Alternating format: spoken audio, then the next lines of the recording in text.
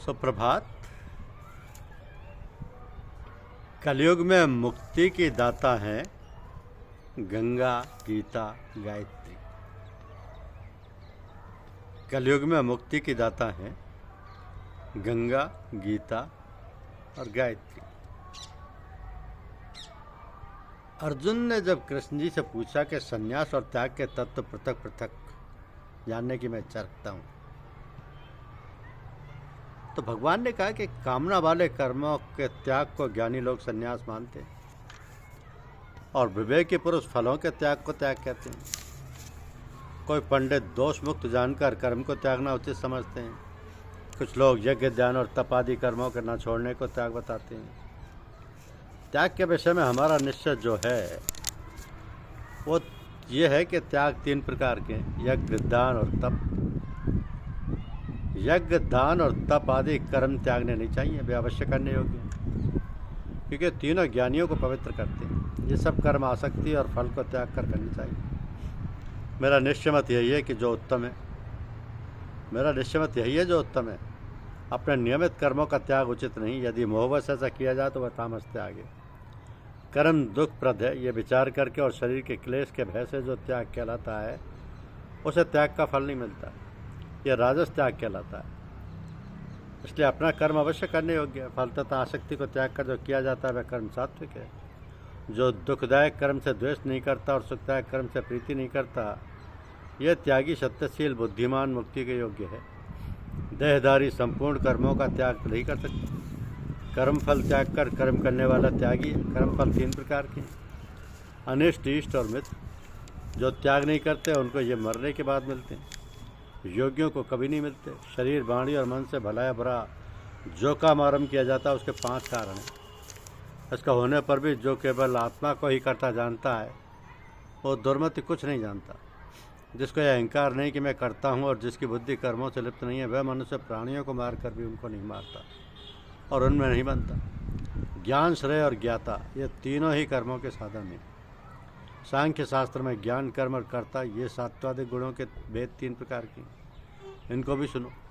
जो सब भिन्न भिन्न प्राणियों में अविनाशी अभिभक्त सत्ता को देखता है वो ज्ञान सात्विक कहलाता है। जिस ज्ञान में प्राणियों में नाना प्रकार की सत्ताएं दिखाई देती हैं उसको राजन ज्ञान जानो। ऐसा ज्ञान जिसमें बिन कारण और तत्वार्थ के जाने एक ही कार्य में लगा रहे अल्प और तामस है। तो फल की इच्छा न करके जो नियत किया जाता है सात्विक है। जो फल की इच्छा से और अहंकार से बड़े यत्न से किया जाता है वह कर्म राजस है। जो कर्म परिणाम, धन का खर्च, दूसरे की पीड़ा और अपना पुरुषार्थ न जानकर मोहवश किया जाता है वो तामस कर्म कहलाता है। संग में रहित अहंकार, धैर्य और उत्साह युक्त सिद्ध और असिद्ध में समान जो रहता है वो सात्विक करता है। तो रोग मुक्त, फल का इच्छुक, लोभी, हिंसक, अपवित्रता, हर्ष, शोक से युक्त राजस कर्ता कहलाता है। चंचल चित्त वाला, नीच, मूर्ख, दूसरों की बुराई करने वाला, आलसी, विवादी और दीर्घसूत्री और तामसकर्ता कहलाता है। तो हे धनंजय, गुणों की तरह बुद्धि और धैर्य के भी 3 भेद हैं। उनको विस्तार से कहता हूँ, सुनो। बुद्धि, प्रवृत्ति, कर्तव्य, अकर्तव्य, भय और अभय का बंधन व मोक्ष को जानता है वह सात्विकी है। जिसे धर्म और अधर्म, कर्तव्य और अकर्तव्य ठीक निश्चय नहीं होता वह राजसी बुद्धि है। तो हे जिस विज्ञान से ढकी हुई बुद्धि करके मनुष्य धर्म को धर्म मानता है वो तामसी है। एकाग्रचित होने से इधर उधर न डिगने वाली जिस धरती के द्वारा मन, प्राण और इंद्रियों की क्रिया ठीक चलती है वो सात्विकी है। जो प्रसंग से फल की इच्छा वाला है, जो धर्म का तथा अर्थ को धारण करता है उसकी धृति राजसी है।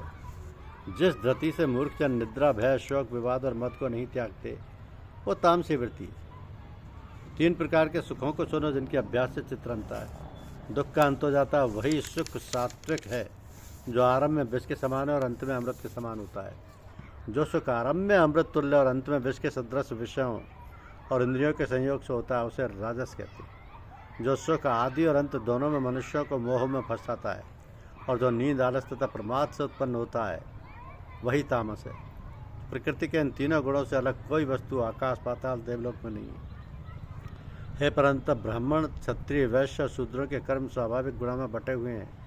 सम, दम, तप, पवित्रता, क्षमा, नम्रता, ज्ञान, अनुभव और परलोक में श्रद्धा ये ब्राह्मण के स्वाभाविक सिद्ध कर्म हैं। तो बहादुरी, तेजस्विता, धैर्य, चतुराई, युद्ध में स्थिरता, उदारता और प्रभुता ये क्षत्रियों के स्वाभाविक कर्म है। खेती, गौरक्षा, व्यापार वैश्यों के स्वाभाविक कर्म है। 3 वर्णों की सेवा शूद्र के स्वाभाविक कर्म है। जो लोग अपने अपने और प्रवृत्तियों के अनुसार कर्म करते हैं उनको सिद्धि प्राप्त होती है।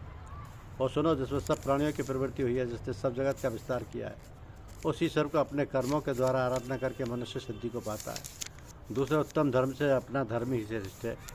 तो स्वाभाविक कर्म करने से पाप नहीं लगता।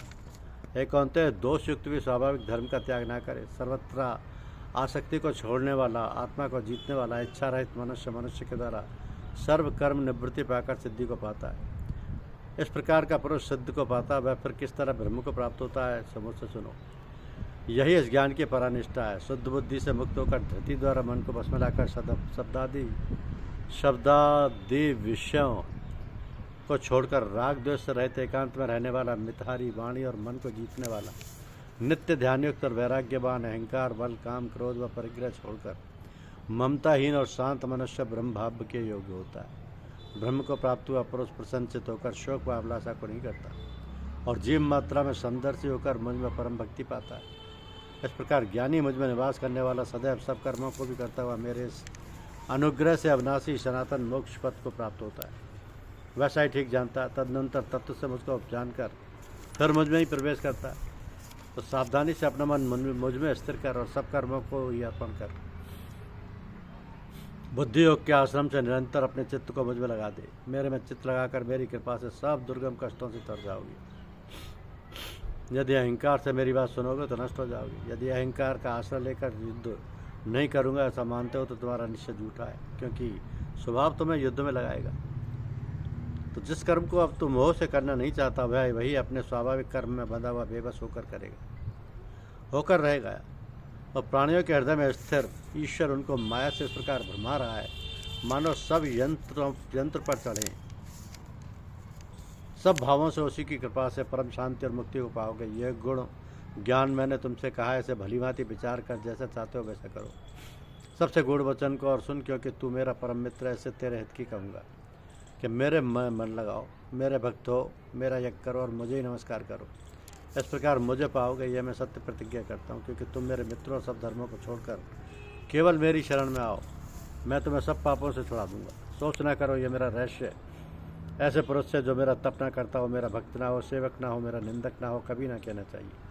जो इस परम गुप्त ज्ञान को मेरे भक्त में प्रकट करेगा वह मेरी परम भक्ति को पाकर अंत में निश्चय ही मुझ में लीन हो जाएगा।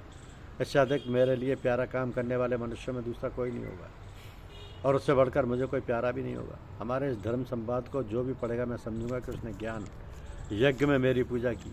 जो श्रद्धावान पुरुष दोष ढूंढे विनाश को सुनेगा वह भी मुक्त होकर पुण्यात्माओं को मिलने वाले शुभ लोकों को प्राप्त होगा। तुमने एकाग्र चित्त से मेरे कहे हुए उपदेश को सुना, तुम्हारे अज्ञान से उत्पन्न हुआ मोह नष्ट हो गया। आपकी कृपा से मेरा मोह नष्ट हो गया है और स्मृति प्राप्त हुई है। निसंदेह आपकी आज्ञा में स्थित हूँ और जैसा आपने कहा है वैसा ही करूँगा। तो व्यास जी की कृपा से साक्षात योगेश्वर श्री कृष्ण जी के मुख से परम गुह्य संवाद को सुना। श्री कृष्ण और अर्जुन के अद्भुत पुण्यकारक संवाद को स्मरण करके बारंबार प्रसन्न होना चाहती हूँ। तो श्री कृष्ण भगवान के उस अद्भुत रूप का स्मरण करके बड़ा ही विस्मय होता है। ऐसी धारणा है कि जहाँ योगेश्वर श्री कृष्ण ही हैं और जहाँ पार धनुषधारी है वहाँ राजलक्ष्मी, विजयलक्ष्मी, ऐश्वर्य और अटल नीति है। धन्यवाद। यूट्यूब चैनल को लाइक और सब्सक्राइब अवश्य कीजिए। शुक्रिया।